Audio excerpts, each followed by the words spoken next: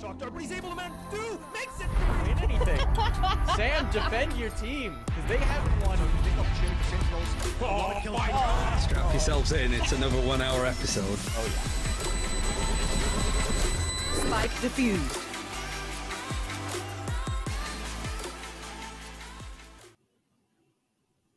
Hello, everybody, and welcome to another episode of Press 4 to Defuse, your weekly spot for Valorant esports news and discussion. I'm Darth Mike, this is Paulsable, and we'll be taking you through all of the action of the week. Paul, how are you feeling this week? I'm feeling pretty good. It's been, like, a somewhat more, how do I put this? Not a, like, quieter week, but, like, not as insane as some of the weeks that we've become pretty used to, right? Nobody's blown up their roster this week. Nobody's like gone with some crazy controversy. So we're doing okay. We're doing okay. It's a good time to be in Valorant. It does feel much more subdued. Last week, obviously, we had that massive C9T1 trade.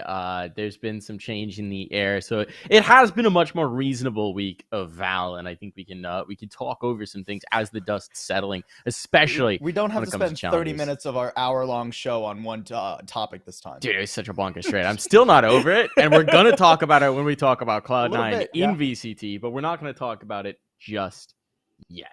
So let's go ahead and hop into Run It Back, our section where we discuss Valorant news from the week. It's Run It Back, presented by Temple University. Thank you for the support to Temple as always. And here's our first bit. The retirement of a legend. Zaz, stepping back from competitive play here in Valorant, has a very long and storied career both in Val and CS. Has been playing for well over a decade. Really accomplished, one of the most decorated players of all time, frankly, a force in the women's scene in both games for a very long time. And she will be stepping back after the latest win in Game Changers over in EMEA and bringing in Mary to replace her. How you feel about this news, Paul? It's interesting, right? Because I mean, obviously Zaz, like, you know, we talked a while ago about like Benita and how like history and storied she was. Zaz is like on par, if not more, when it comes to that, right? Yeah, more. So it like in one facet, it's rough to see like such a legend for like women's esports go and retire, but she's been playing a real long time, so good for her for getting out like at the top of her game, you know, winning Game Changers recently and everything. And Mary is a very exciting prospect, right? And it shows me that G2 are like investing in the future of this scene, not just like immediate results. You know, they're bringing in young 16-year-old player. This is like her first time on like a tier 1 roster, right? So I'm pretty excited to see where this takes G2. Yeah, just again to heap some praise on Zaz as well. In the retirement statement, in her statement explaining the decision, she still wants to be involved in esports, right? Wants to take a step back into other roles, perhaps coaching, perhaps talent seeking, you know, agents. Like there's a lot of different roles that she could potentially bring her expertise into. And I'm sure there's a lot where her vast experience could help out, right? So definitely. I think she talked in the video as well. It was a really nice video that G2 put together about winning her first LAN at 16. And so it is a passing of the torch moment that's really cool to see. Just in general, that esports has been around for so long that you have generational player, right, who can then pass the torch after a decade plus of playing. I think it's really cool. I think it's a really cool moment. It'll be interesting to see what Mary does. Certainly the best team possible to be coming into. Obviously G2, a lot of support, a lot of experience on the players around, and assuming that there's the natural talent that you would expect from what they've been hyping her up to be, there's going to be a lot of fun there. So that's a pretty cool one. That's a pretty cool one indeed. We'll move on here. Sliding on back over to NA. Poach is out for Flya back into phase. Poach on the bench, Flya back in. They did this change after 1 week of Challenger after qualifying. They're already making changes. They're swapping players around. This feels like a lot here, Paul. What do you think? This is definitely, I think, the weirdest move that we've had this week. I don't know. Maybe this is like an internal issue, or not issue, but an internal preference kind of thing, right? I thought Poach was doing just fine. Like in relation to the rest of the team, Poach did not look like a problem to me, and I don't know what bringing Flya in is supposed to like quote unquote solve. there wasn't really a noticeable change in performance this weekend. It just slotted right in. And FaZe still pretty much got clapped, and they still pretty much played the exact same Valorant they had been playing. So I'm not certain what the intention of this direction is. It is really interesting, right? In another team, you might almost think that they're just trying to work in like a 6-player roster and swap players out, but it's very clear that Poach intends to leave from his state. Yeah, Poach got a benched or is LFT or something like that, right? So I mean, he's posted his full LFT. He wants off the roster. He wants someone to come get him. Based on the history of FaZe sending players out, don't know if that's going to happen anytime soon. But suffice it to say, I mean, this kind of move, it's got to be internal issues, right? Like, there's nothing else that makes sense. It has to be. Unless there's some sort of personality conflict between Poach and someone on the roster. And the obvious choice is Baby Bay, since it is Baby Bay's roster, as best we can tell. So I will be curious to see if something ever comes out about this. There was, I think Boy had a tweet as well where he's talking about how ridiculous this was. See if I can find it. I mean, it's like, you know, super. It feels like a super knee-jerk reaction after losing that first match, right? Yeah. You know, you blasted through the qualifiers immediately, first week, if I remember correctly, for FaZe, and then they lost one game to, I think it was Optic. Yeah, their week 1 match was against Optic, who's like the best team in that group by a pretty decent margin, and maybe even the best team in NA right now, right? So it feels like a super weird change. There has to have been something going on in like the comms and the team culture. My question as well is whether it's like how the player responded to the loss is something that they really didn't like.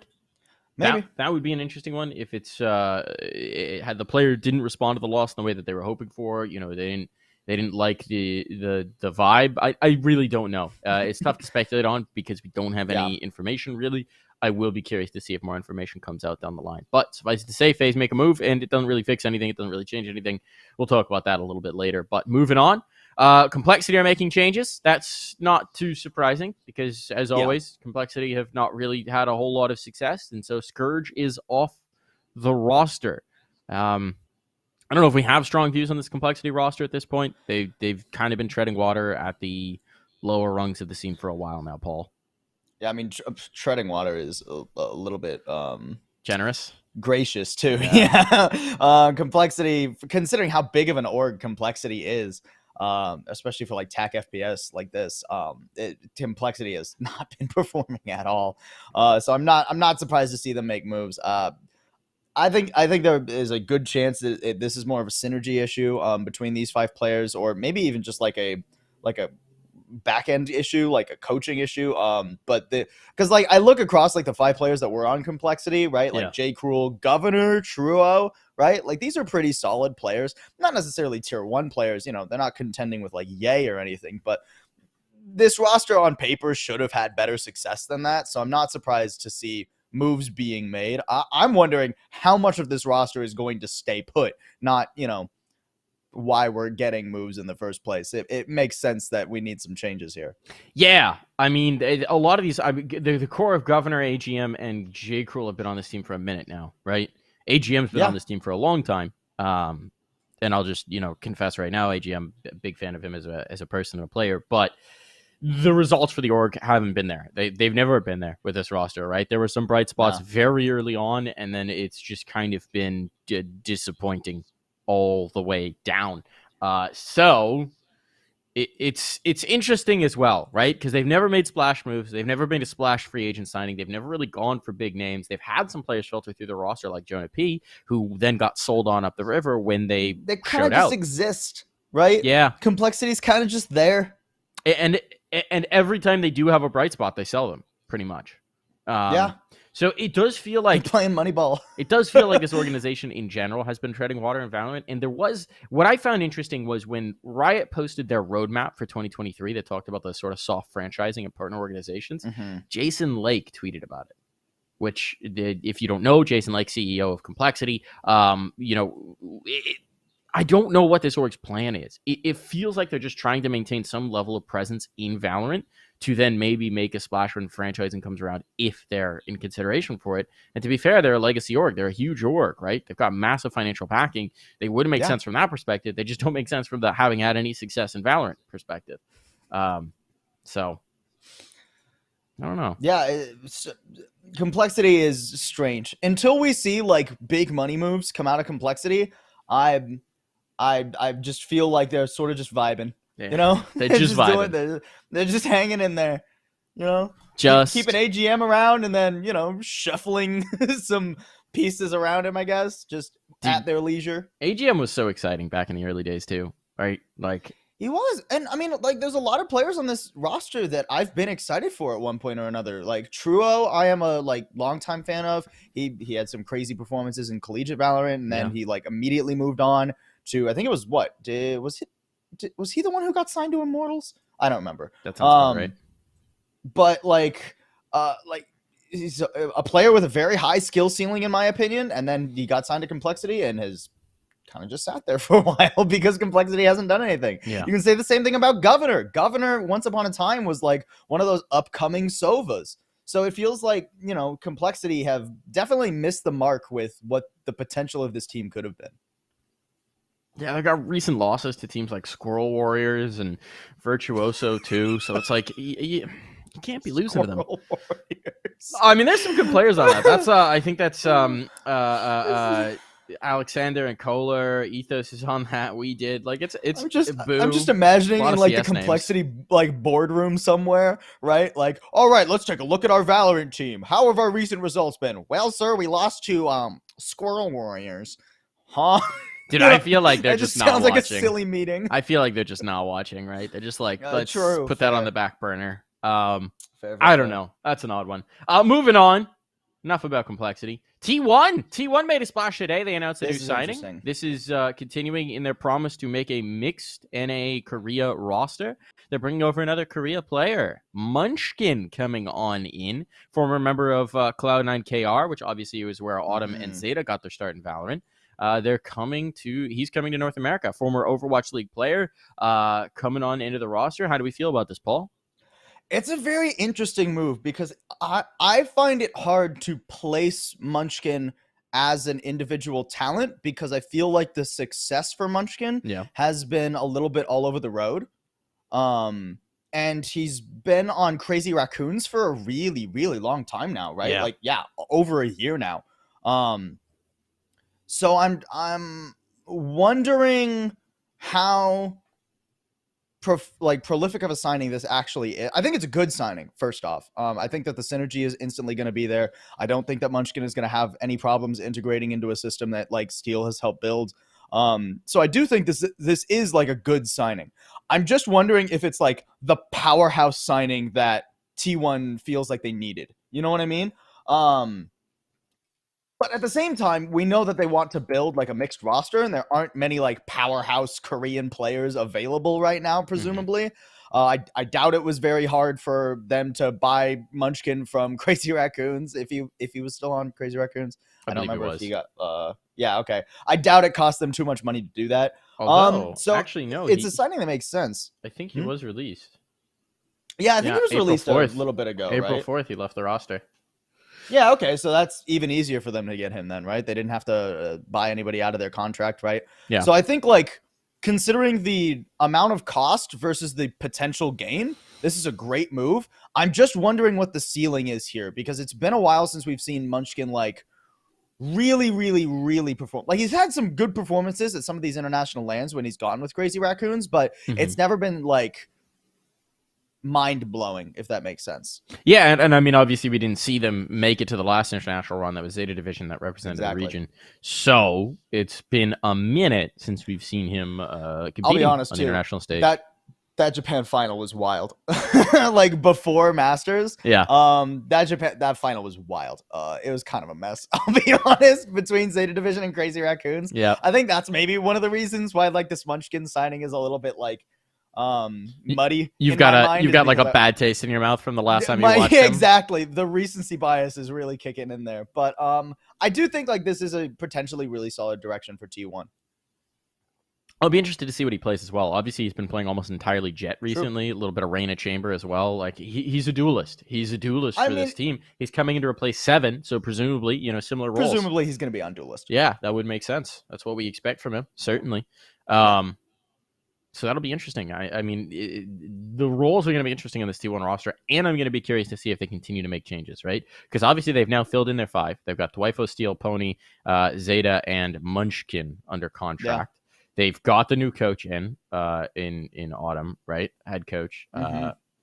They now have time, right? They're not competitive in this VCT cycle, so they've got a lot of time to build, play events like the Nerd Street Summer Opens and all that, and get a sense of this team. And I'll be curious to see if Zeta, or if Autumn rather, wants more moves or not, or this is the 5 that they're going to go with moving forward.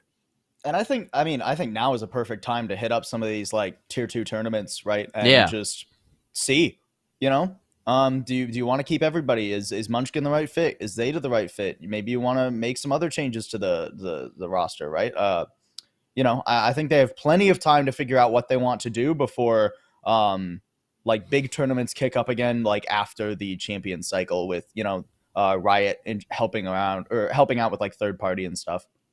Yeah, it'll be interesting as well to see if Autumn has now found 2 pieces of C9 Korea to rebuild. There's at least one more that's very readily available, and then 2 that are under contract elsewhere. It'd be interesting to see if he goes about trying to reassemble the reforge the sword, if you will. Could you still compete in NA if you got another like Korean player though? I don't think there's nationality issues. I think it's location. Is it? At least in North America. I thought there was a 3. Sonics played in NA. They were all Australian when they came over, right? Yeah, but that was a unique Riot with Australia. Riot's always done weird things with Australia, kind of thing. I'm trying to think if there's another roster that's comparable. Not really. No one's done it yet because the world's been isolated. But that also has a degree of impact. I assume T1 wouldn't do it without Riot's okay, but also I don't think they're going to do it. I'm just saying it'd be amusing to see if they did. It would be very amusing if they did. Howdy, Boostio Mom. Boostio Mom chilling in chat. Always nice to see the support of esports parents. Hello. Yes. Moving on, we got an Ask Valorant, and only one of the questions really mattered for esports, but it mattered a lot. So let's talk about it. There's no replay system coming anytime soon. That is the gist of this paragraph. You can read this paragraph if you want. Basically, they say, yeah, we know everyone wants it. We talked about wanting it. We talked about implementing it early on. We're not going to do it. At least not anytime soon. That's so disappointing, man. That's so disappointing. It's such. I mean, the replay systems have been such a massive tool for other games when it comes to content, right? When it comes to content and production, and when it comes to individual skill as well, right? Like having like access to your own like replay for your own games or for pro games, right? It's just such a robust feature to add to a game. So for Riot to, after 2 years, be like, hey, remember when we talked about wanting to do this? No, screw you. We're done. We're not doing it. We have no interest. Yeah. It's so disappointing. It really is. It really sucks. It's a replay system elevates an esport. It elevates the competitive level in an esport a massive amount. You remember when Siege got one 2-3 years ago, maybe now? Like, it just elevates the gameplay, because instead of needing to watch a stream and try and guess at what opponents are doing if they're not visible on screen, you can go back in and check. You can look at setups. You can look at your opponent's setups. You can look at your own setups. You can counter scout yourself. You can work on new utility. It can propagate and spread more. When you only have 2-3 international events a year, right? There are very precious few opportunities for cross-pollination between scenes. If you have legit demos, you can go in and really look at your opponents as well. It's just going to elevate everyone's gameplay. And yeah, from the content perspective as well, it makes making content so much easier for people like Warow has said he won't come and make content for Val until there is a replay system for the teams. Right? Like, yeah. I mean, I'm going to use Overwatch League as an example, because I think Overwatch, like, as many problems as Overwatch has had, when they had they don't have the replay viewer now for Overwatch 2 either, but that's a whole separate thing.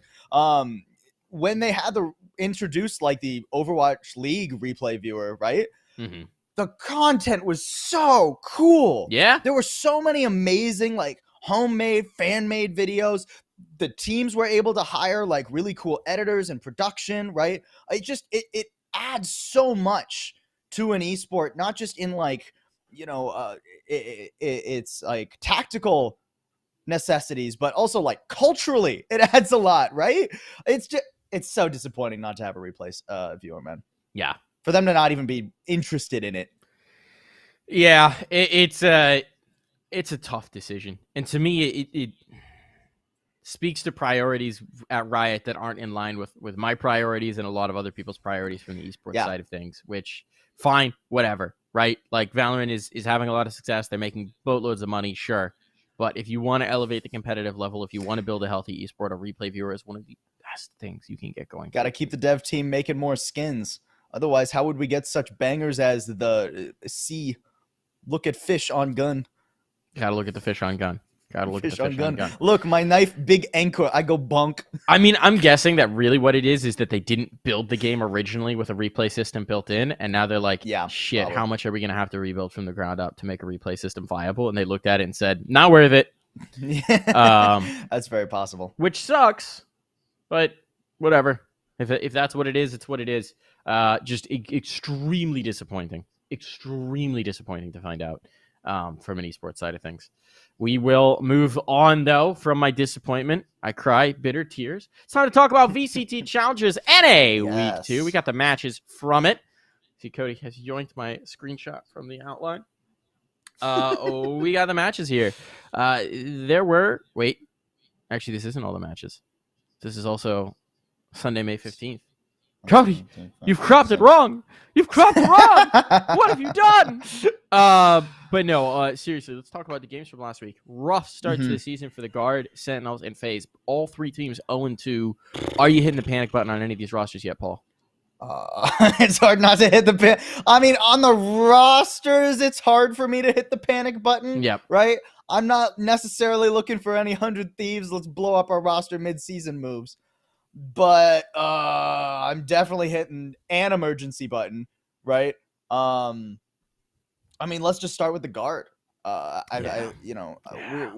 love the Guard on this show, right? We do stand the MCE, Guard. Friends of the show. We love all those players, those young guns, but they have been struggling, dude.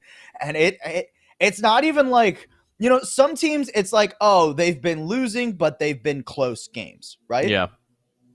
Nah. Guard have mostly gotten blown away outside of one map where Jonah P popped off. They've looked mostly lost. They got 13-1'd on their own map by Ghost Gaming, dude. That's brutal. Yeah. That's brutal, man. Yeah, it hurts. I just cannot fathom what is going on with the Guard right now. It feels like after last week, I was thinking, oh, okay, they had a lot of problems on their defense, but they'll restructure and they'll look better on attack. No. Yeah, no, they had a lot of problems on their defense, but they'll restructure and at least their attack side is good. This week, they hardly won a friggin' round on attack across 3 maps. They won 1, 2, 3, 4, 5, 6, 7. 7 rounds on attack across 3 maps. It's abysmal. It's abysmal. The roles are still super uncomfortable, in my opinion, right? I think they're having a Saya tough is time looking with it. a little bit better on the chamber, but still not good. Jonah P had the one map where he popped off on Jet, but I still think, like, comparatively to like how they synergized with Saya on entry, all of last stage, there is a lot of room still to grow for the Guard, and they need to grow very quickly. I am super lost with the direction of the Guard right now. Yeah, I asked Matt about it a little bit because I was also kind of curious, and there's a few things, right? Obviously, the meta shifts have not been kind to them. That's very true. The compositions that they like to run have all pretty much been nerfed. The nerfs towards Astra were painful for them.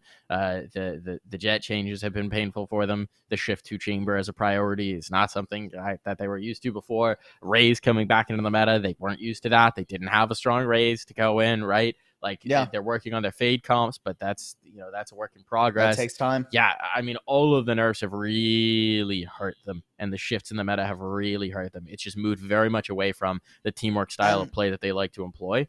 And so they are reeling to a certain degree. They're trying to get their feet under them, and then the changes come into to Chambers' calling card, and it's just a lot going on there for the Guard that they're struggling to get sorted in time. So it's been a really rough run for them.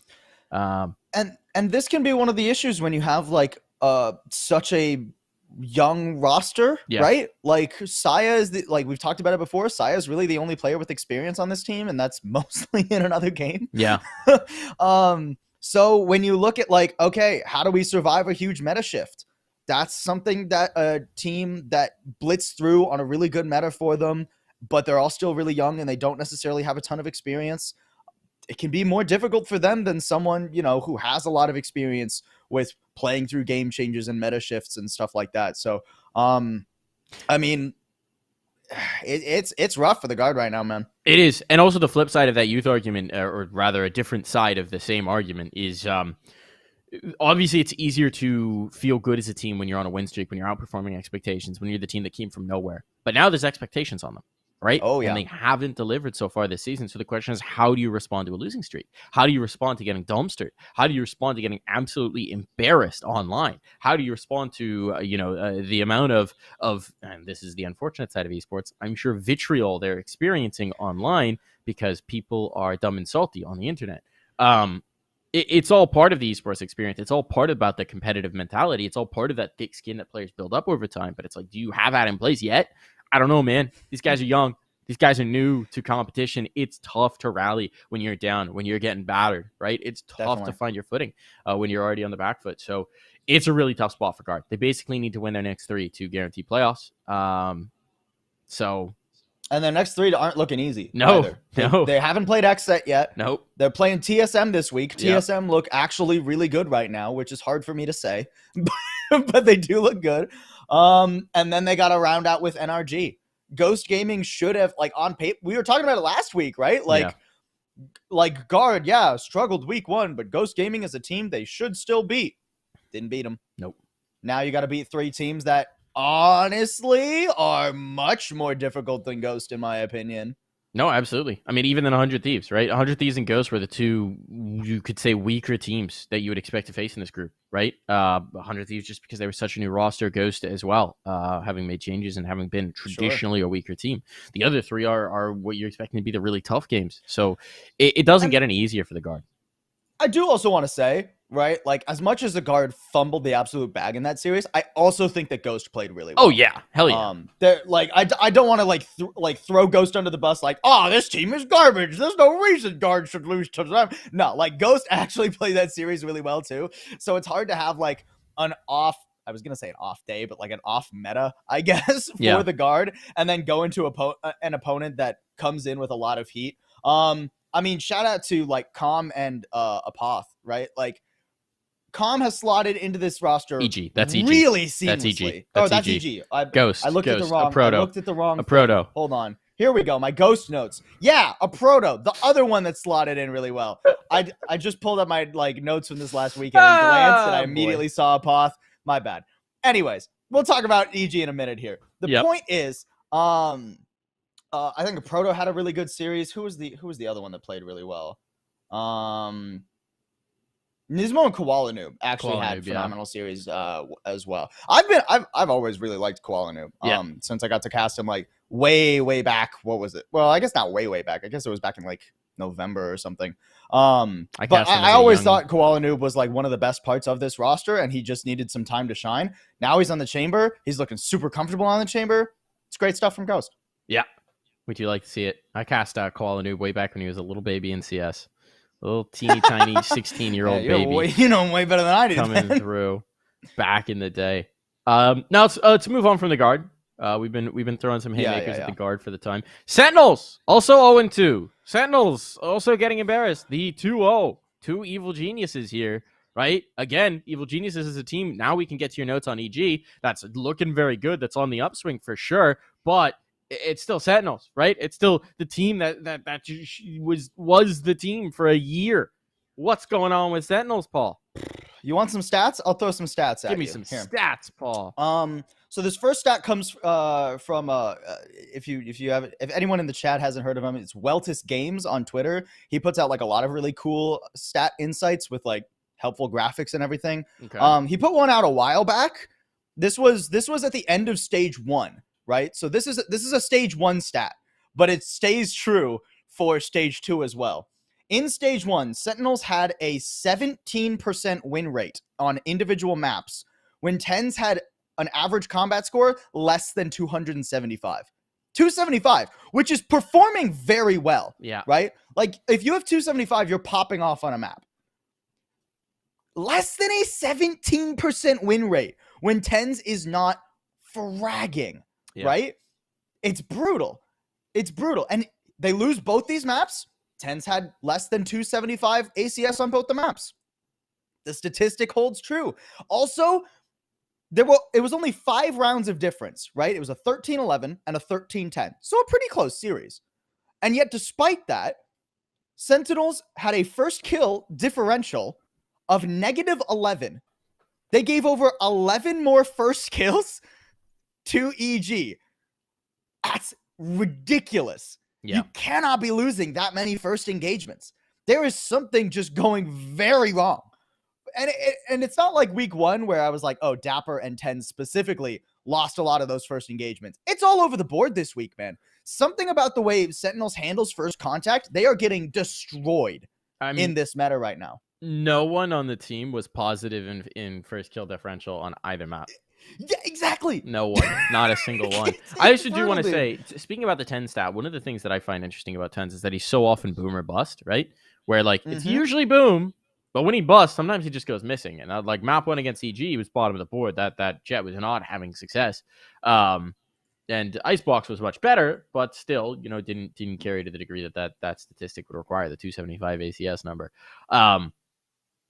So and I mean, it's one thing to have like a player that's boom or bust, right? Sure. Mm-hmm. Boom or bust is a thing. There are players who are going to succeed sometimes and players who are going to not succeed so much sometimes, right? But what is the rest of the team doing to make up for that when TENS has an off map, right? Because thus far it's really nothing, right? Like I think Konpeki had some decent performances last week. Sick had some all right ones this week. Dapper too, but like it's not enough right now, man. They're like, and I hate to look at such like performance based analysis, right? Like such forehead, like, oh, they're losing, so they're bad. But like, they should be doing better than this, man. They got 5 really great players. Well, let's talk about the compositions then, right? Because they're still insisting on the Jet. Not a lot of teams are doing that. Most teams have moved away from Jet at this point, or at least in a lot of their comps have moved away from Jet. You also TENS have played to Jet. insist on the Jet, right? Because TENS is a Jet player. TENS is a Jet player. And the maps where TENS gets onto Raze is even more boom or bust than his Jet a lot of the time, right? Yeah. Like if his Jet is a coin flip, his Raze is a dice roll. You're hoping for a 6, and they don't get that very often. Yeah. So he gets outperformed on the Jet in the second map. They're both Jet, but in the first map, it's a Raze instead. Other than that, right? How do you feel about Konpeki, right? Obviously, the newest addition, there's going to be a certain amount of spotlight, a certain amount of focus on him. He's the player who slaughtered, and he's the player who made the change. How are you feeling about him in the roster, Paul? I like him on KO. I like him when he's playing flashes, right? I think that he actually synergizes pretty well with TENS. In a lot of those rounds that Sentinels actually ends up winning. I think he's a really good aimer, but I don't know if his play style necessarily fits Chamber, at least Chamber's current state, as well. We definitely didn't see Konpeki perform as strongly on Chamber in map 2, if I remember correctly. Yeah.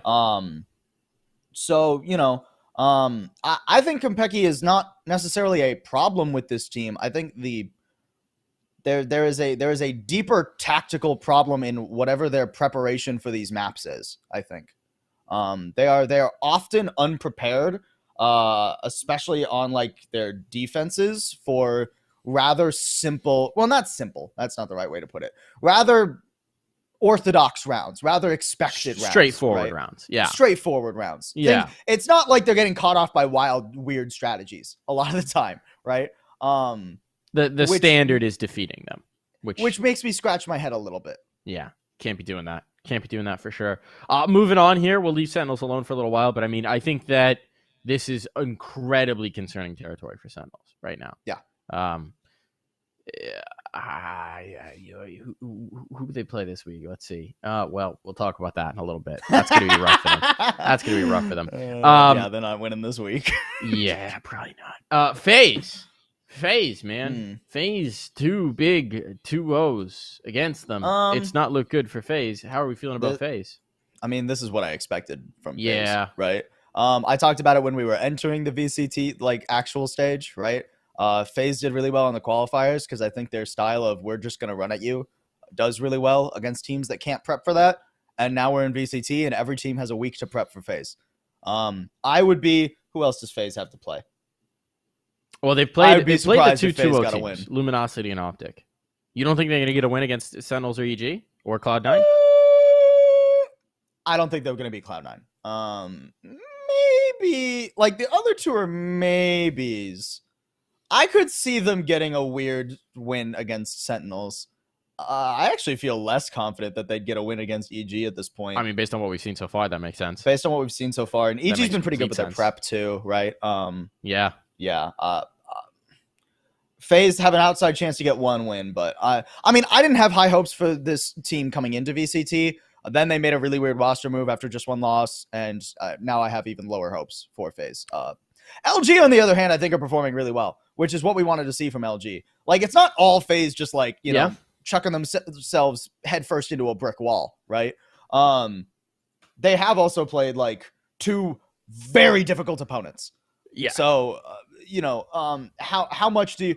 LG are definitely on the rise right now, and how much do you really false FaZe for an Optic loss when Optic are looking indomitable? Yeah, very true. I am feeling very good about my early pick of LG in the preseason as being a team to watch out for. Because, I'm just a prophet. Just an esports analyst god over here. Don't worry about it. It's all fine. It's hard not to watch LG and just like fanboy over Mata and B-Dog, right? They just perform so well. They perform so well. Moose is a super clutch player too. Right? Mm-hmm. This whole roster just works really well together. It's cool to see them finally because we've talked about LG like last stage with like a lot of room to grow, and they've grown into it because they didn't, do things that other teams do, which is, oh no, we lost some. Let's just flip our whole roster around. Hey, crazy how it works. You give good players time to mesh, and sometimes they mesh. I think they've really been sort of the tortoise as opposed to most teams trying to be the hare, right? Where they're like, exactly. We're on a good path here. Let's just keep going. Like steady growth, steady progression. And to be fair, from the organization perspective as well, pretty much every event, every matchup, everything, you see the steady improvement coming in. So it's just been like, maybe they're not going like this on their graph, but they're just they didn't have the guard spike, but now they also don't have the guard drop. Yeah. They've had very, very steady growth, which is something that you love to see for a team. It's sort of a building for longevity type of situation that, at least you'd hope so. Other really exciting teams. XSET obviously clowning on Fools. They have the highest round differential so far, plus 15. Really solid showings from XSET so far. Really exciting team to watch. We kind of expected it from them in the preseason. They're delivering. Anything out of the ordinary? Anything that surprised you about XSET, Paul? Not really. I mean, it's exactly what XSET built this roster to do. It's 3 players enabling Zekin and Cryocells. I think that the Chamber Raise is a phenomenal look for them. I think Zekin has one of the best raises in the world. And, he's still like 16. It's crazy what he's able to do, man. That's so cool to see. Like, bar none, Zekin is absolutely phenomenal. I think that XSET have a really good support staff. They have a really good, whoever is thinking out the map drafts for them is doing a great job. The fact that they're able to get map pools like Bind Split, that's so good for XSET, right? Yeah. phenomenal. I have no criticisms of Xset at this time. We will reevaluate at a later date. We will watch them with great anticipation. I mean, they're looking like they're going to take the top seed. Obviously that's the easiest thing to look at. It just be like they're 2-0, but I mean, if they we look so use damn the good. transitive property of esports, Yeah, they beat which everyone. is always 100% correct, Always correct. then they beat everyone. Because they beat NRG, who beat TSM, who beat 100 Thieves, who beat the Guard. So the only team... Oh, and they already beat Ghost, They beat too. Ghost. So that's them being better than all of the other teams. I'll be really Easy interested clap. to see their 100 Thieves matchup. That will be an interesting one. Is that this week? It is. It is. That's gonna be juicy. I'm looking forward to that. Optic as well. Like, I don't think we need to talk about Optic. It's to expectation, doing right? great. But it's working. I love the fact that they're like one of the only teams consistently running Neon, and it's working. I'm surprised that nobody's tried to pick that up yet.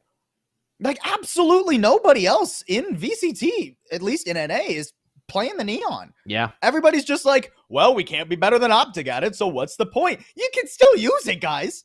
It's still a good agent. It's wild that nobody's even tried it, man. Yeah. Nobody's about it. Nobody's trying to do anything with it. So, it's an interesting one. Let's talk about Cloud9. Let's talk about Cloud9. Yeah. This is the team. Obviously, FaZe made a swap, but it was less interesting so far, at least. Cloud9, huge splash. They're coming off a win last week. They obviously have a trade. Zeta leaves. Autumn leaves. They bring in Curry as part of that trade to replace Zeta. That involves a whole role swap because Curry is not a Sofa, and Zeta was playing a largely Sofa. So they are shifting things around. How do we feel about Cloud9 showing? Obviously, it's against Optic. It's against a really tough opponent. They take a 2-1. Yeah. And role-wise, we've got Vanity playing Sova on one map. He played it on Ascent. We have Zeppa on the Fade sometimes. We have Curry playing Smokes across all three maps. How are you feeling about the role fits so far? I actually am liking the C9 roster thus far. I think they've still got a ways to go. Just because, like you were talking about, Curry is not normally a controller player. He's got a very good Viper, and you can see that, right? He's been comfortable on Viper before, but flexing to some other controller players is maybe not 100% his speed. So I think there's just work to do on maps outside of a couple map when they walked on the Icebox and absolutely rolled the Optic, right? They came out with a really cool composition, no duelist, Fade KO, right? And it was really well done, right? Super cool to see Cloud9 innovate like that, right? And I mean, part of that was Zeppa just popping the hell off, but still, the Fade actually worked really well on Icebox, and I think that Cloud9 are beating everyone to the punch when it comes to how to incorporate this Fade, or at least everyone in their group. TSM is trying on in the other group. And I think that's going to be really cool for them. They just need to get back to some of the more traditional maps where you can't run Fade and make sure that they can still play competitive there. Also, just one thing to point out, Big Ward on from the chat points out that TSM ran Neon on Haven. So TSM has at least been working on getting that Neon involved. And it worked out pretty nicely for them. They 13-6'd 100 Thieves. So that's pretty spicy. We do love to see the teams that innovate have success. It does seem to be a huge piece of sustained success in this game. It's being able to quickly integrate the new things, the new toys.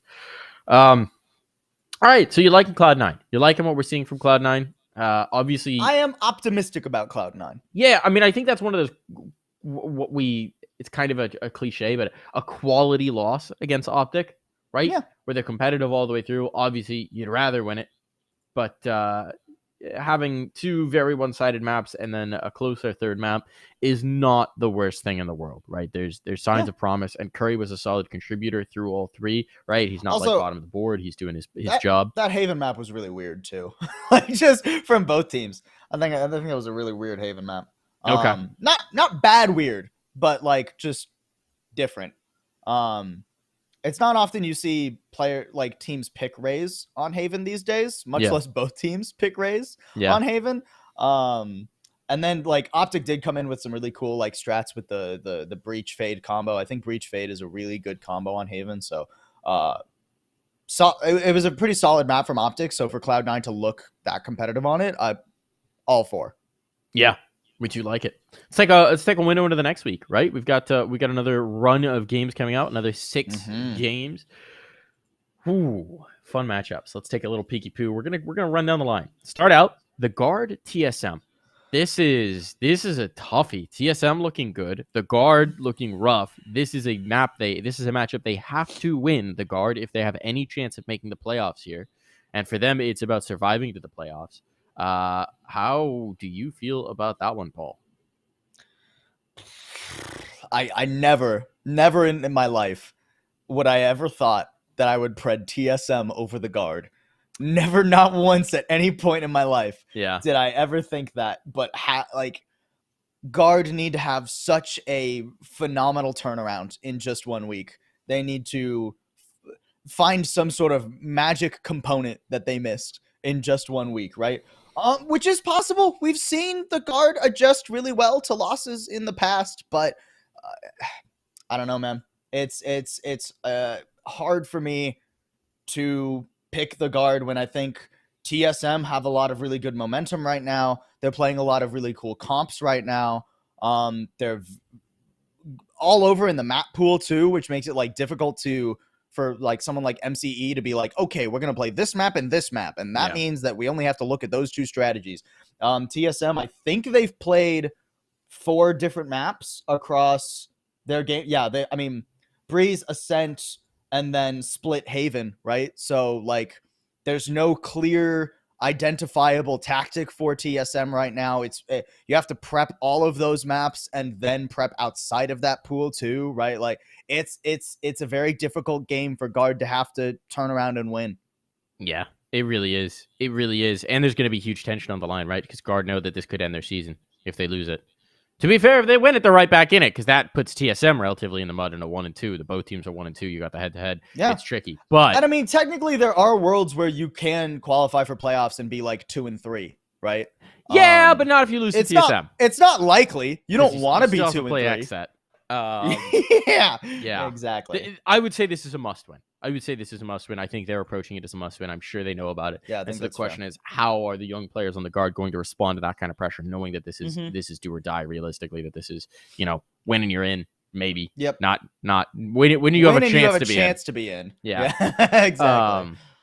It's such a tough one. It really is. I think no, you know what? I'm still going to go for the Guard. I don't know if it's logical. I don't think it's logical. I just really hope that these young players are going to be able to rally this week. I'd love to see that, right? I think that would make this group super interesting if Guard had their turnaround right now. Yeah. It's just hard to expect that. Dude, I'm really kind of in love with this format. The more time that we get in it, by the way, just before we go through all the other predictions. This week between every match? Yeah, this week between every match, and just the size of the league as well. Each of these games, it's perfect. None of these feel like they're definite, right? I would say FaZe C9 is the most definite in my eyes, and even then it's not. Maybe Sentinels Optic, actually. Sentinels Optic. That was the other one I was looking at. Yeah, but even then, that Sentinels, who should, have those expectations. If 10 shows up all 3 maps, right? Yeah, that's spicy. All right, so the second one here, LG versus EG. I'm getting ahead of myself here. LG versus EG, Luminosity, Evil Geniuses, both teams on heaters. Luminosity's heater is further along, right? They've been cooking for longer. How are we feeling about this matchup? I'm definitely feeling a little bit better about LG, but that might just be performance bias. I think that LG have had arguably the easier schedule, right? Both these teams have played Sentinels. EG had a little bit more of a convincing win against Sentinels, but is a close 2-0 versus a close 2-1, right? Yeah. I think the FaZe thing definitely makes LG look really good compared to a C9 loss from EG. I think this is going to be a really competitive game. I think I favor LG just a little bit, but honestly, this could go either way in my mind. Yeah, I'm going to take the EG side of it, but I'm with you. This one feels like a coin toss. This one feels like it should be a banging game. That's one of the ones...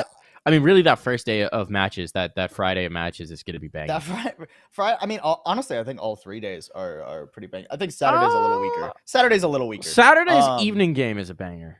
I think Optic should clown on Sentinels, frankly, which we'll talk about. Really? Because I think XSET are gonna clown on 100 Thieves. Well, we'll get to that in a I second. don't. But I think that's gonna be fun. I think the LG EG match depends a lot on a map pool, right?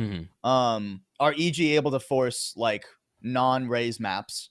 Because if so, I think that makes things a lot more difficult for LG. And B, players like Boostio, Apoth, Tig, or not Tig, B-Dog and Modder. I mean, Tig to an extent too, right? But like I think there are 4 players that can really heavily impact the dynamic of this game. And of course, friend of the show, Com, will be playing in that matchup. Yeah. The most impactful. Just got to get the flex in. For anyone who comes on our show. This last weekend, yeah, man. dude, he did. He did. It's awesome to see. But we got to give the big ups to the friends of the show. Maybe we'll get someone else from one of those squads on soon. Moving on though, I think that one's gonna be a real banger. Sentinels Optic. We're both feeling pretty heavy for Optic. Sentinels need to figure out what the hell's going on. Man, you got anything else to contribute, or have we done enough wailing on Sentinels so far? I think we've beaten Sentinels into the ground enough. Good luck. I hope 10's. If 10's like literally, I hate saying this. I hate saying it because I feel like it's such a forehead take. But if 10's has a good game, this game can be competitive. See, I just like to see Sentinels win a game that 10's isn't that great in. Like, if 10's is mid in a game and they pull that through, but I doubt they can do it at this point. It'd be real interesting. I'm not feeling good about that. I want to see more of a team effort from Sentinels. They've been so good as a unit for so long, right? They used to be able to win without 10's. And that just hasn't been the case recently. So, we'll see about that one. 100 Thieves XSET. I think this is spicy. You think it's one-sided for XSET? I think it is very high percentage for XSET. I don't know if one-sided is the right way to put it. Okay. But there are a few worlds where I feel like XSET loses this series. The one thing I will say is that Sean Garris and Mike prep time, right? I mean they're like Batman when it comes to prep time, it feels. So I think XSET are a team where they have only a few different, not strategies, but they have their very specific play style, right? It's a play style that you can very much read. It's a play style you can very much anticipate. So I expect Sean Garris and Mike to do a lot of very solid prep work here that makes 100 Thieves look really competitive. My problem is if there's even so much as a tiny hole in that prep work, I think XSET are going to blast through it. And we haven't seen much mid-game adaptation from 100 Thieves yet. They've had 2 very one-sided series so far. So from 100 Thieves. So I'm curious which way this is going to lean. I think it could either be really competitive or XSET are going to blow them out of the water. I think one of the things that's interesting about this matchup is I expect 100 Thieves to get better week over week just because they've had so little time together as a team. Also to note, Esports Doug did a sit down with Sean Garris over on his Vandal show where they talked about the team, right? And one of the things that they talked about, I haven't finished the interview yet, full confession, but from what I've seen, one of the things they talk about is that they haven't necessarily had as much time to instill fundamentals and get the things down because they have to prepare for opponent week after week. So I think that is a tough thing for 100 Thieves. I think that you absolutely should take XSET here, and I am going to favor XSET, but I'm hoping that enough's come in that 100 Thieves are going to make this a really fun series to watch. That's what I'm looking for. I'm looking for this to be entertaining. I mean, the rest of 100 Thieves' schedule is super winnable, right? Their game versus NRG, super winnable. Their game versus Ghost, super winnable, right? So if they come out and they play really close against XSET, regardless of whether or not you win, you're at least feeling better about your odds of making playoffs. Yeah. Moving on, FaZe versus C9. Any vulnerabilities for Cloud9 that you see here, Paul? Or you C9 all the way? I mean, I'm C9 all the way, but I guess that FaZe could take a map if they like. I talked earlier about how I think Cloud9 still has like more prep work to do just on how they want to play specific maps, right? So I think if FaZe take it somewhere Cloud9 hasn't like comfortably prepped yet, then FaZe can win a map. The problem is they have to do that 2 times. And I don't know if they're going to be able to do that. So I definitely heavily favoring Cloud9, but there's room where FaZe could bully, some of the new players. I think they get shit on. Anyway, mean, moving on. That's my deep analysis. Ghost Gaming NRG. That's another one that should be really spicy. That should be fun. How you feeling about that one, Paul? This is such an important game for both these teams, right? Yeah. You win it, you got a really good positioning for playoffs. Huge win to take. And if you lose it, then you're scrapping at the bottom of the barrel, right? You're looking at 4th seed. And remember, if I remember correctly, the playoff format is 4th very seeds and lower. Yeah, Fourth seed, lower. you go right to the lower bracket, right to dude. lower. No second chances. It's pretty brutal. Seeding matters this time. I mean, you could even still drop out if you lose this game, 100%. right? Looking Easily. at like the future, maps or matches, right? Both these teams still have to play 100 Thieves. One of these teams still has to, NRG still has to play the Guard, and Ghost still have to play TSM. All of those games are losable, right? So if you win here, you have a little bit of breathing room. And if you don't, you could still get knocked out. Yeah. It's spicy. It's really spicy. Who you got? That's tricky, right? Yeah. You can't transit a property this. They both lost to X at 2-0. They've both lost to X at 2-0. It's been like pretty. I mean, Ghost had like one close map, but otherwise it's been like pretty consistent and dominant. I think I'm going to take NRG, just because I think that they've looked a little bit more. I think they beat a little bit of a stronger opponent in TSM, and I think they've looked a little bit more comfortable in how they've played around each other, if that makes sense. I think that NRG have a little bit more of a strat book, is what I mean. Okay. I think they have a little bit of more innovative and deeper playbook when it comes to a lot of the maps that they go to. Some of their fundamentals are a little bit tricky. I still think that a few players are going for plays they shouldn't, and they need to just play back and, go for more traditional stuff.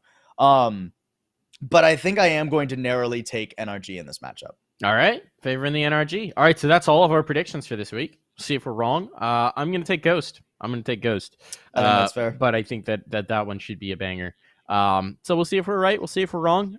We probably won't remember who we predict by next week, but that's fine. No one's keeping score. We're going to remember those, the middle two, dude. We're going to remember Saturday. Chat. Keep score of your own predictions. I see Ace of Rainbows and Big Wardon have been making predictions with us alongside us all the way through, which we do like to see. So yeah, keep track and tell us our takes are wrong and you're better. And then maybe... Also, I do actually really want a quick touch on what Big Warden just said. Ethan getting added makes NRG better, and the chemistry is really good. I totally agree with that. I think Ethan, the chemistry has immediately been pretty good. Yeah, and I think there is still room for it to grow as well. I think Ethan can have some standout performances on the on the initiator role too. He played. It's interesting because I think he played initiator this week, but then wasn't he playing something different? No, I'm crazy. Never mind. He's just been playing initiator. Cool. Yeah, I think his initiator is actually really good, and I think Ethan can be a very standout player here. So I'd like to see a little bit more investment from NRG into Ethan, and then I think they can definitely take this series. Yeah, we'll have to see. We will have to see. Moving on, we're going to take a little peeky poo into VCT EMEA Week 2. I don't know that we have any deep insights on this, but this is the results. And Paul, there's no upsets. This is so boring. Come on, EMEA. Do something fun. Why do the favorites win every matchup? Boring. You say that after the first week of EMEA. It was just absolutely wild. Yeah, well, this week sucks. I hear the Navi mech game was really cool. I haven't every weekend weekend is my on time for when we're casting as casters, right? Yep. So then I spend Monday and Tuesday just scraping through VODs from VCT. I spent 12 hours over the last 2 days or something watching VCT VODs from NA. I haven't had a chance to go back and look at the EMEA ones as of yet. I caught a little bit of the Navi mech game. It looked pretty cool. But outside of that, it seems like a pretty straightforward week. Good to see FPX get their feet back under them. I want to see them performing really well. I think Fnatic probably look really great too. They've had a couple roster changes, so good to see them with a very comfortable win. That should be a very comfortable win. Great stuff. Yeah, Fnatic looking like world beaters early on in EMEA, which is exciting. That's just a team that has so much chemistry and personality, right? You want to see them do well because we want to see them back at the international events. Because even when it's always so much fun to have Boaster there, dude. Yeah, even when they have 2 stand-ins, they're still an entertaining team to watch. Oh yeah. But we'll move on. We don't have too much to say about this because our EU representative is in EU right now. Sam off slacking on vacation. Slacker. But this is next week's games. Team Liquid, Guild, OGG2, Big Navi, Ascend, Fnatic, BBL, Mech, Focus, FPX. Do we want to do the prediction game on this one, Paul? I mean, do it. Sure. Rapid fire. Liquid, no thoughts, G2, just guts. That third one's hard. I'm gonna come back to it later. Fnatic, Mech, FPX. Big Navi is actually a pretty interesting one, I think. Gut check. Say one. Been doing? Say one. Navi. He's taking Navi. All right, I'm gonna do mine. Guild, G2, Navi, Fnatic, Mech, FPX. Cool.